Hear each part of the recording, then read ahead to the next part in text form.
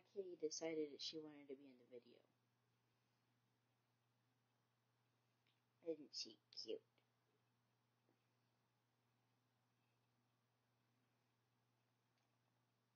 This is midnight, by the way.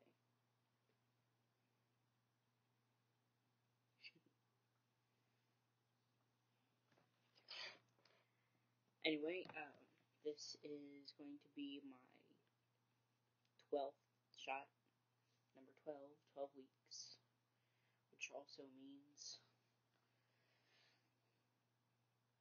this will technically be my 3 months on testosterone, I think.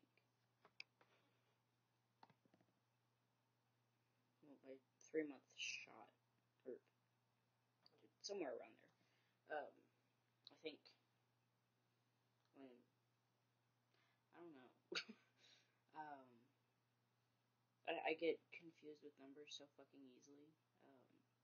Cause I started January 3rd, so February 3rd would have been 1 month, and March 3rd would have been 2 months. So April 3rd should be my 3 months, but I'm having my 12th shot today.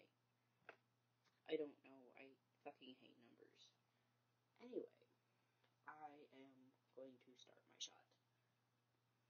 If I can get away from the pretty kitty that's right here.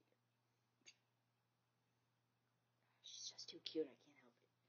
Okay, first, I have to wash my hands. So, I'll be right back. Okay, hands are washed. Next, because I refuse to waste money on actually buying alcohol swabs, I just take cotton balls and rubbing alcohol.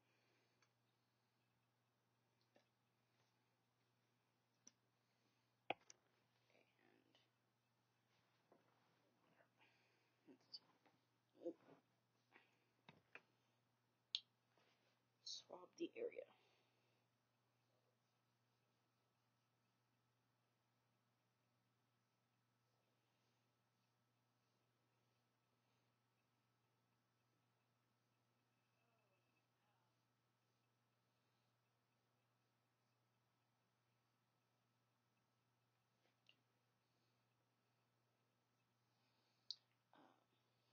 While waiting for the alcohol to dry, because you're supposed to let it dry, I take my syringe and I hold it in my hand like this to warm it up.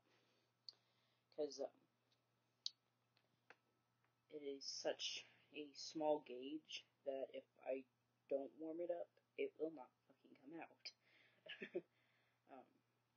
And regardless of what gauge you use, warming your testosterone up is a good idea.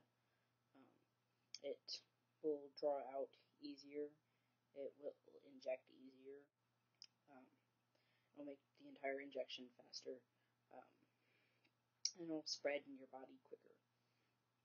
Because, but either way, you still have to massage it after it's in there throughout the day. So, but warming it up just helps so much. So I would suggest. Plus, if you warm it up, you can use a smaller gauge needle so it doesn't hurt so bad.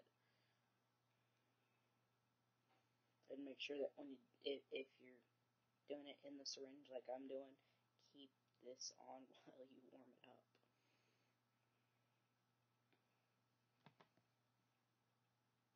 This cat's too cute. If I didn't have to keep my hands clean, I'd be petting her still. Look at her.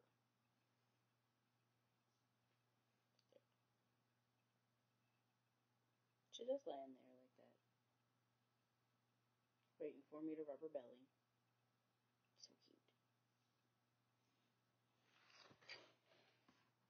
Okay.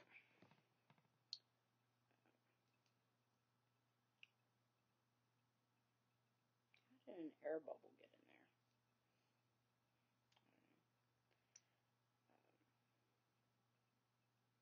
I don't know. Make sure to check for air bubbles Um, an interesting fact that I found out, it takes a very large amount of air injected into a vein before it'll kill you. And an even larger amount of air um, into the fat before it'll kill you.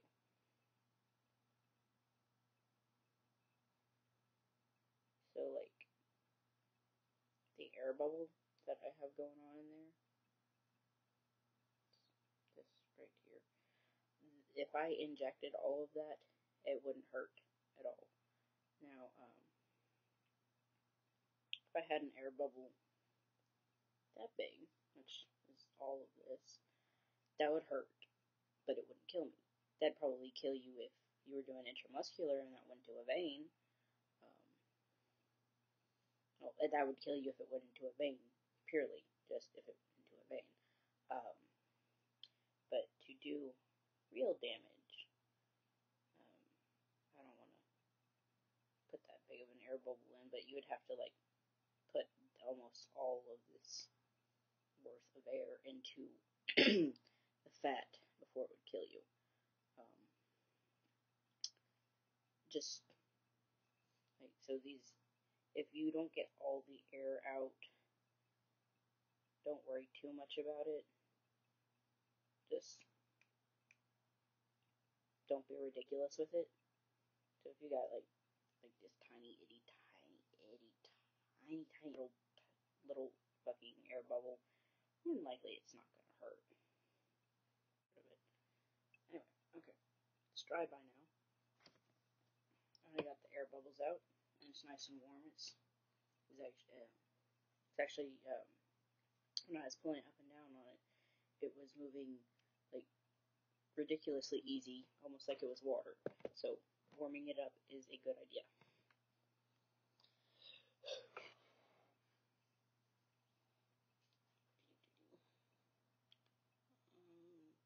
It's supposed to be roughly 2 inches away from the belly button.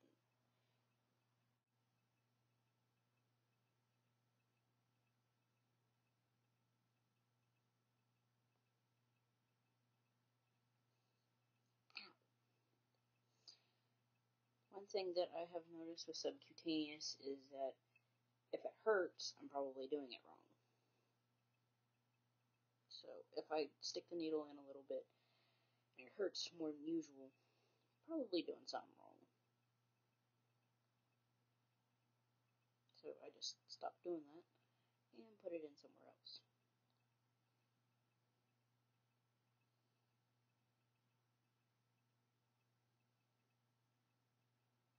Ow. Why is that hurting?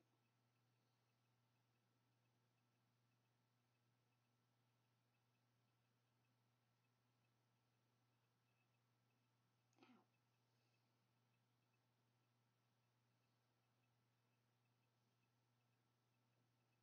Something about this is hurting and I'm not entirely sure why. Oh, okay. I was holding the needle wrong. I'll explain when I'm done with this shot.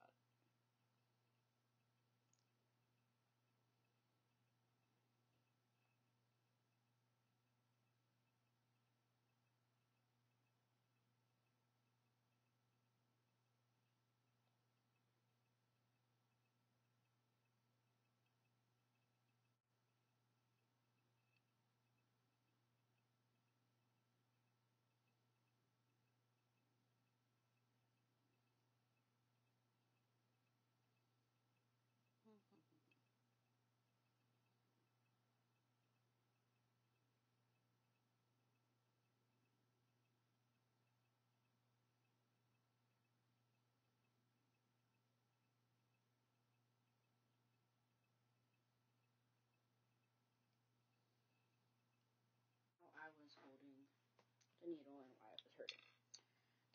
Okay, if you look really closely,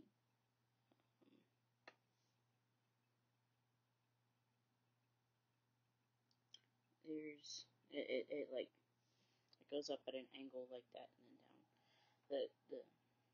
Yeah, it's not like straightforward. It has a little point to it, like a needle does. And you can see the little hole and everything. The way I was holding it, I had the hole. I tried it with the hole facing me, like I'm looking down and I can see the hole. And I had it where the hole was pointing that way or that way, and that still hurt. But as soon as I put it in with the hole facing down and away from me, couldn't feel it at all. So that's a nice little tip.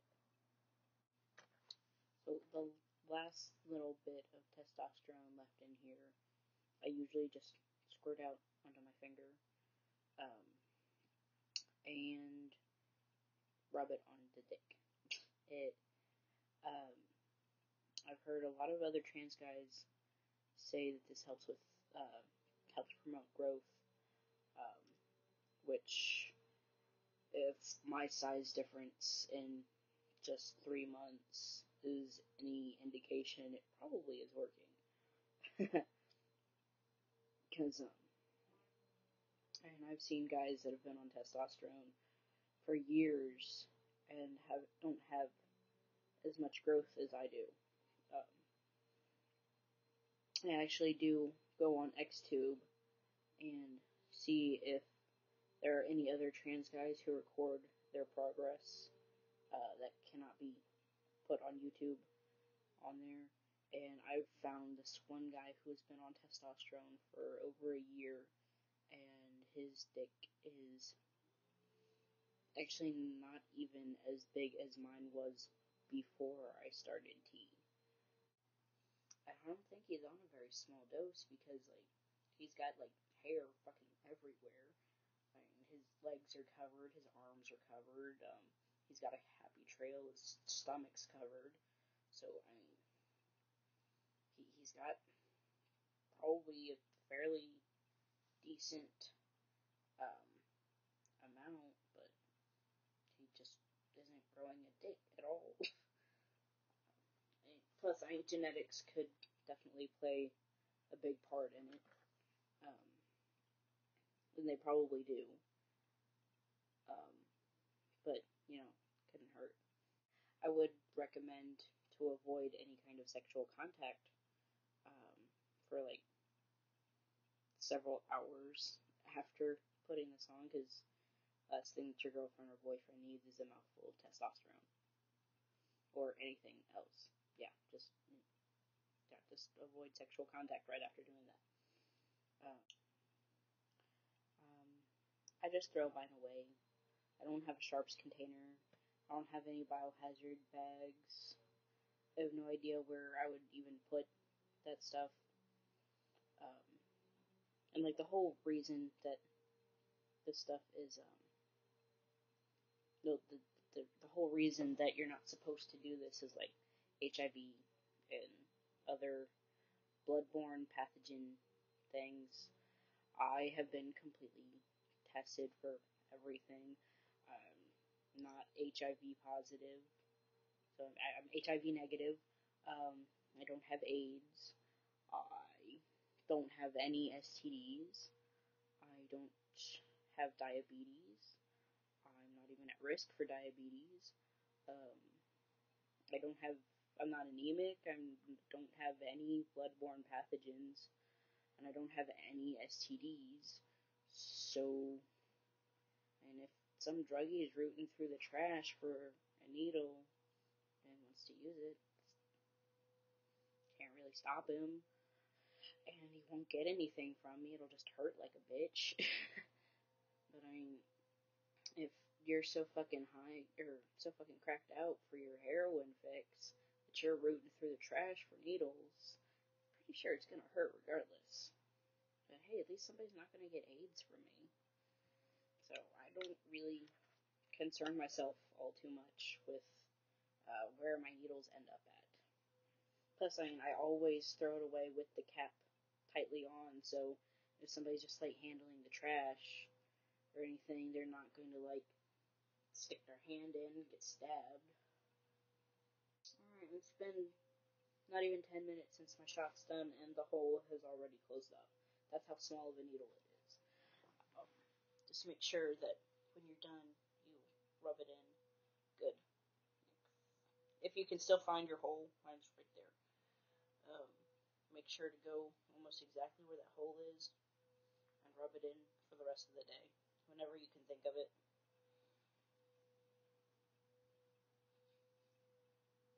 Make sure to get down deep because that's where the knot will form if you don't rub it in. Like if you just do this, that's not going to do anything. You have to really press on it until you can actually feel the weird lumps of fat inside there. And when you can feel those, then you know you're rubbing it in properly. Alright, Wolfgang